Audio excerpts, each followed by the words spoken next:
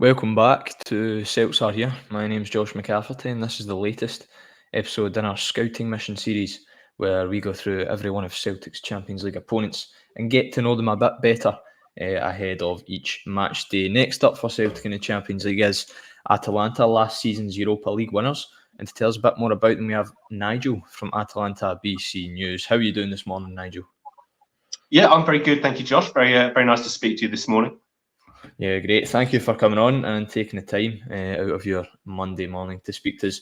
First of all, let's just get into it. What is Atalanta's overall style of play? How do they set up, and how will they set up for this game on Wednesday?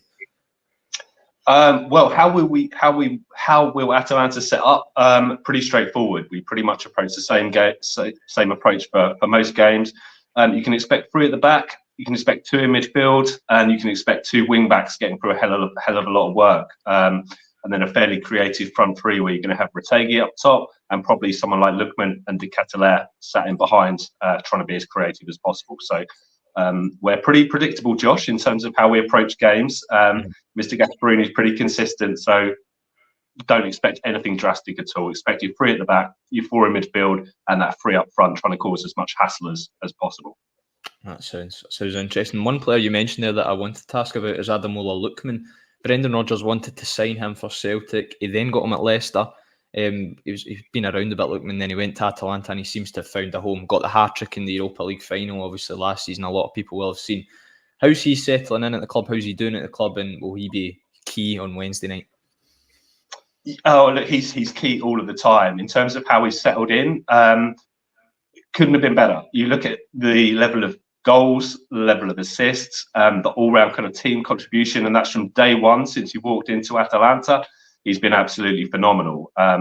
You see the Europa League final, those little touches, those little flicks. He's really, really creative. So, look, in terms of how he settled into life in Atalanta, absolutely 10 out of 10. And no doubt in my mind that he's probably our most offensive weapon by a distance as well. Any other players Celtic should look out for? I know Retegi, if I'm pronouncing that name correctly, he's been on fire at the minute, scoring a lot of goals. But any other players Celtic should look out for? Well, yeah, Retegi is very much the form guy. I think that's 8 in 8 games to start the season, and I think that's 13 in 15 if you count all the internationals. So yeah, he's absolutely cooking at the moment. Every time he gets in front of goal, everything seems to turn to gold at the moment. Ederson in midfield, very industrious, very busy, very good on the ball, excellent range of passing, and quite a combative midfielder, to be fair. He's certainly him and Darum, when those two players a pair, that tends to be when you get the best out of Atalanta. When we tend to make those changes, like at the weekend we had Pasalic alongside Ederson. When we make changes to that area of the team, we tend to be a little bit more vulnerable. So it kind of depends on who starts. But yeah, Ederson, absolutely crucial to what Atalanta are doing at the moment.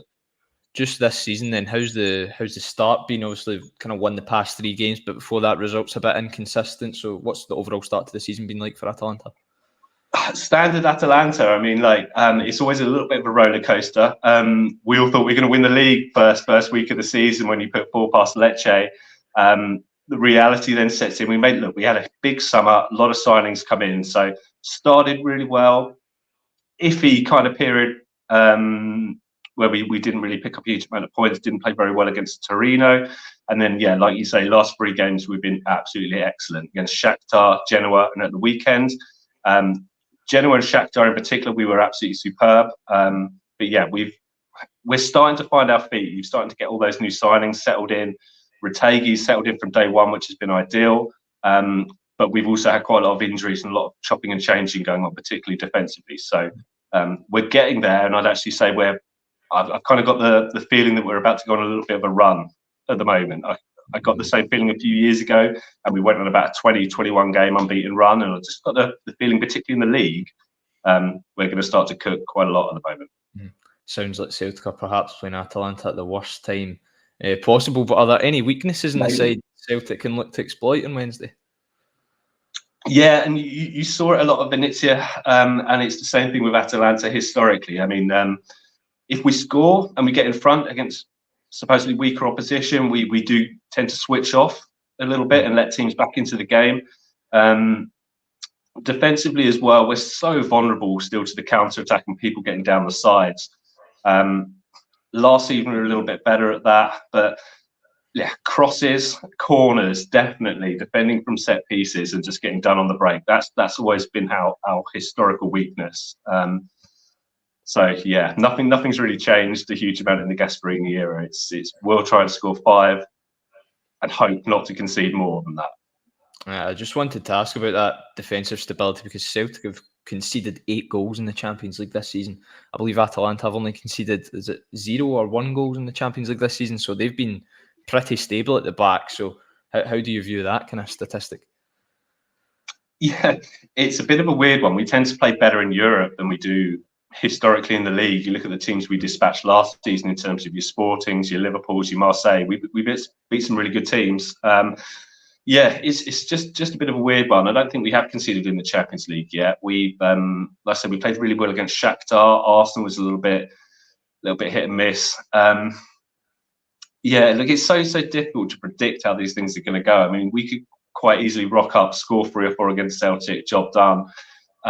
But likewise, we're equally capable of conceding a couple of stupid goals and throwing a game away. So, yeah.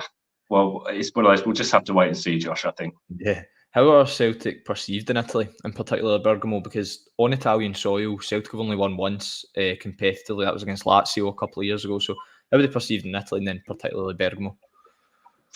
Yeah, good question. It's not exactly like you see a huge amount of Celtic stuff all around, but we do. There's one guy on Twitter who's a massive Celtic enthusiast, Bergamo Celts. He travels to all of the games, and Celtic's one of those clubs that's known throughout the world and has a massive fan base. Honestly, I was personally really excited to draw Celtic. I was just a bit gutted it wasn't at Celtic Park because that's a great stadium just to tick off the list. So. Yeah, look, no doubt in our mind, we're playing a massive European team with a great reputation, and you guys travel in huge numbers as well, which always makes for an exciting occasion. So, yeah, look at Celtic, very famous team. Really pleased to be playing against them, to be honest. Yeah, what does Celtic's thrashing against Borussia Dortmund match day 2, obviously beating 7-1? We'll try talk about that the least we can. But what does that make them look like for Atalanta? Do they see them as an easy opponent, an easy 3 points? Look, there's never any easy games at this level. I think I'm trying to just think who took points off us last year. I think we drew with Sturm Graz at some point. So look, anything's possible in these games. It all comes down to what happens on the night. But we're a decent side, and we should be looking to beat Celtic. If I'm brutally honest with you, you look at the quality of players that we've got, the style of football. And like you say, you reflect on that unfortunate result against Dortmund, and you would think everything's kind of pointing towards an Atalanta win. Yeah, definitely. I would perhaps agree with you there, even though I'm of a Celtic mindset. Celtic in the Champions League this season, and particularly against the bigger teams, your likes of Borussia Dortmund, played Paris Saint-Germain, Barcelona, Atletico Madrid in seasons gone by, playing this open, expansive, high-pressing style of play against these big teams, and they've been punished. If Celtic play like that on Wednesday night again, is that going to happen again? They could ship another 4 or 5 goals, do you think? Well, look, it's possible. I mean, we can go through teams like a knife through butter. You sort of stick 5 past Genoa, 4 past Shakhtar. So we are right in that mood for scoring goals, and that's why I kind of mentioned earlier. I feel like we're going to go on a little bit of a run. But with the press, it all comes down to how you approach it as a team. Like with the press, it's got to be a team effort. One of the reasons we did so well against Leverkusen in the final is because tactically we were spot on. Our press was fantastic, and all 10 outfield players were absorbed in that press. We didn't stop running or hassling for that first 45 minutes at all. So if you want to get anything against Atalanta, historically it's been the teams that have pressed us really high up the field that have done very well. So, if you come with the right team ethic, the right approach, it's 100% doable. Just want to ask about Atalanta's overall hopes in the Champions League this season. Is it obviously won the Europa League last year, so do you think it's one where they could perhaps get a run to quarterfinals, semi-finals, or are you just happy to get out of the league phase? Yeah, well, look, it's go as far as you can, really. I mean, there's no expectation on us to win it. I think that there's definitely an expectation that we should be getting out of the group stage or out of that initial league phase. So yeah, it's so difficult to gauge because last season was so special for us. It feels so weird because it's literally just going to be a case of wanting to go as far as we can go this year. There's no other way of looking at it. There's no desire to win it. Well, there is a desire to win it, obviously, but in terms of that being realistic, yeah, not really. So yeah, quarterfinal, semi-final would be an absolutely massive success for us, I think. Yeah, that's completely fair. Finally, before we round off, Nigel, have you got a score prediction for Wednesday night's match? Have I got a score prediction? Yeah, I mean, look, apologies to your viewers and your listeners here, but we're right in the mood at the moment, so I'll go 4-0 Atalanta, I'm afraid. That's completely fair. I'm sure a lot of Celtic fans would perhaps tend to agree with you on that front as well. Let us know your score predictions, guys, in the comments section below. If you enjoy the content, like, subscribe, all that good stuff. Nigel, a big thank you for joining us this morning. You're welcome. Good to speak to you, Josh. Thank you for your time, mate. No worries, and we'll see you all on Wednesday for the match. Hope everyone who's travelling over there has a safe trip and enjoys it. Nigel, yourself, enjoy the game as well. Let's see if it ends 4-0. Let's see if it ends 4-0. We'll hold you to that prediction. Absolutely. Beers are on me if not. So it's all good. Thank you. Great. Once again, guys, thank you for watching, and we'll see you next time.